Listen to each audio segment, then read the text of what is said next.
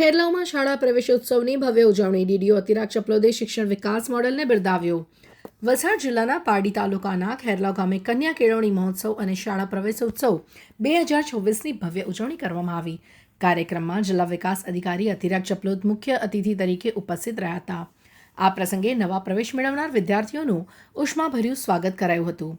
જિલ્લા વિકાસ અધિકારીએ વિદ્યાર્થીઓને ઉજ્જવળ ભવિષ્ય માટે શુભકામનાઓ પાઠવી શિક્ષણના મહત્વ અંગે માર્ગદર્શન આપ્યું હતું.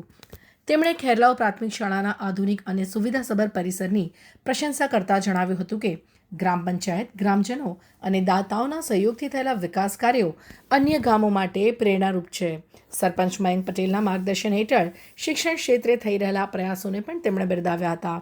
કાર્યક્રમ દરમિયાન શાળાના વિકાસમાં યોગદાન આપનાર દાતાઓનું શાલ અને સ્મૃતિચિહ્ન આપી સન્માન કરવામાં આવ્યું. સાથે નવા તથા અભ્યાસરત વિદ્યાર્થીઓને સ્કૂલ બેગનું વિતરણ પણ કરાયું. આ ઉપરાંત શાળા પરિસરમાં દાતાઓના સહયોગથી સ્થાપિત માં સરસ્વતીજીની પ્રતિમાનું અનાવરણ પણ કરવામાં આવ્યું હતું. એક પેડ માં કે નામ અભિયાન અંતર્ગત વૃક્ષારોપણ કરાયું હતું.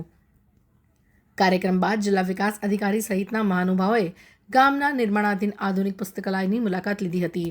તેમણે જણાવ્યું હતું કે આ પુસ્તકાલયમાં ભવિષ્યમાં વિદ્યાર્થીઓને સ્પર્ધાત્મક પરીક્ષાની તૈયારી કરતા યુવાનો માટે જ્ઞાનનું મહત્વનું કેન્દ્ર બનશે.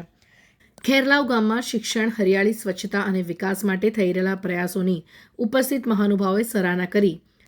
કાર્યક્રમના અંતે શાળા પરિવાર દ્વારા તમામ મહાનુભાવો, દાતાઓ, વાલીઓ અને ગ્રામજનોનો આભાર વ્યક્ત કરવામાં આવ્યો હતો.